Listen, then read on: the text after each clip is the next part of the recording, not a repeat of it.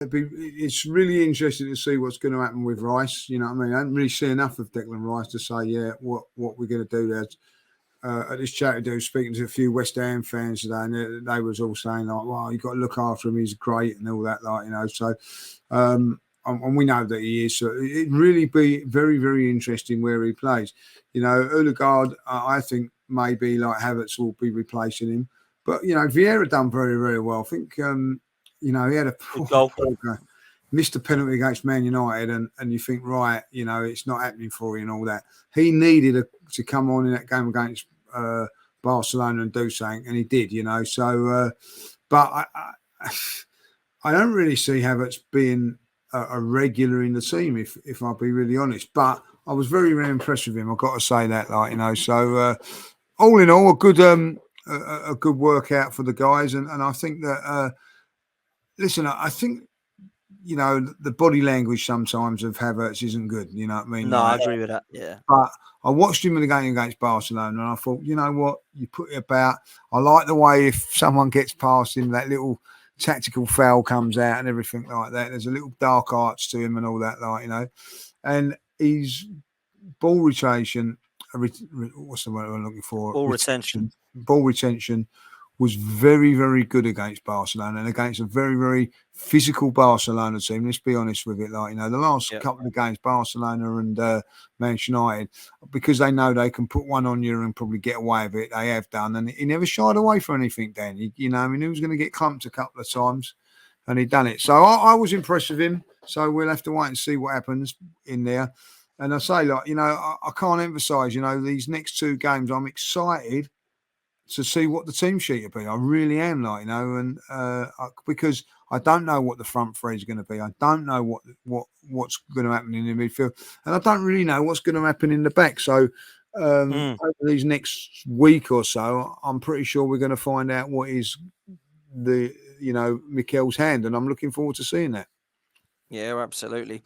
Listen, we're going to close with some questions from the chat. So Dave's going to throw them up. Me and Lee are going to discuss them.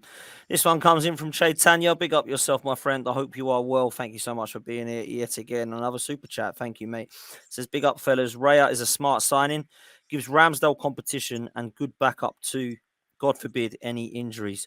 Sell some players and get a bargain centre forward. I think forward is the next position that we need to seriously discuss, Lee. And it doesn't matter for me if it's a cover for Saka, a cover for Jesus, or two, or one that can do both. It's needed. We need somebody there, in my opinion, now. And I think we will go and get one.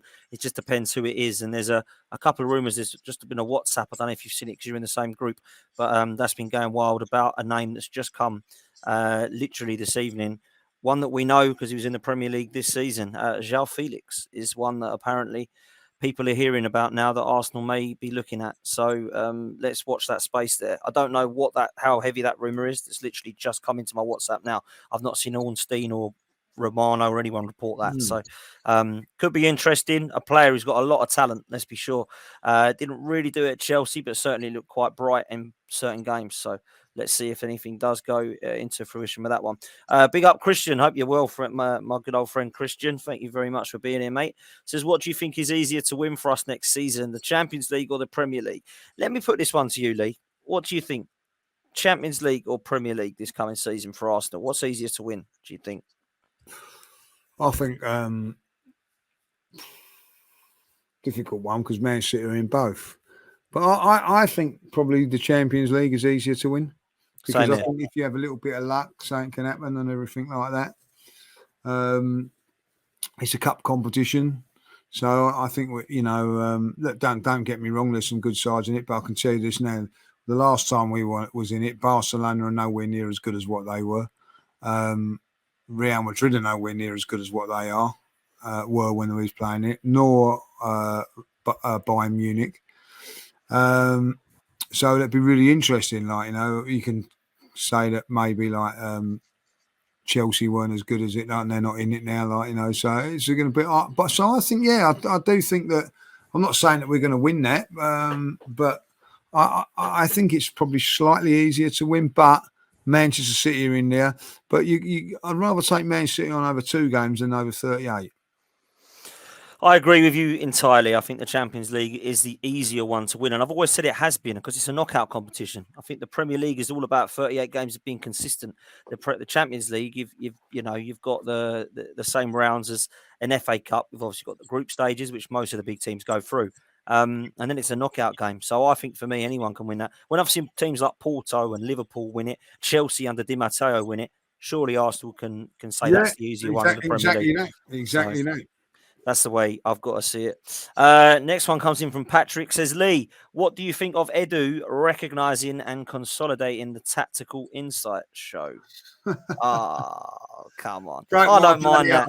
It broke my bloody heart, you know what I mean? So, you know what I mean? He said, oh, stop having a go at James and all for it all, like, you know what I mean? So, I have to concede now, James, you know. But listen, I don't know if people have seen the video, but he got drunk on that, James, that night, like, because he was on such a high. He's such a good guy. He really is, James. He really is. He's changed, I think, AFTV around with his professionalism and the journalism side of it and all that, like, you know. And, you know, for Edu to turn around and go, I'll watch the tactics and all that, like, I'm really interested in it, was massive for him.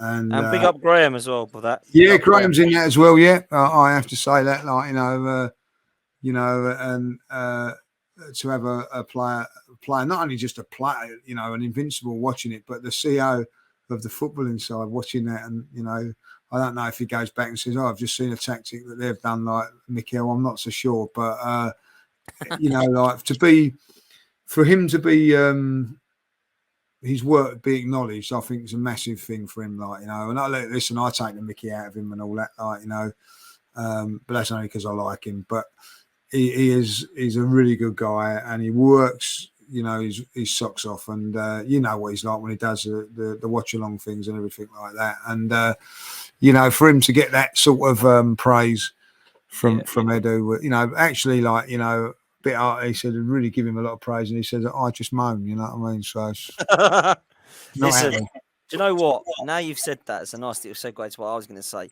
There are people that moan because it's passion, and there are people that know their club inside out.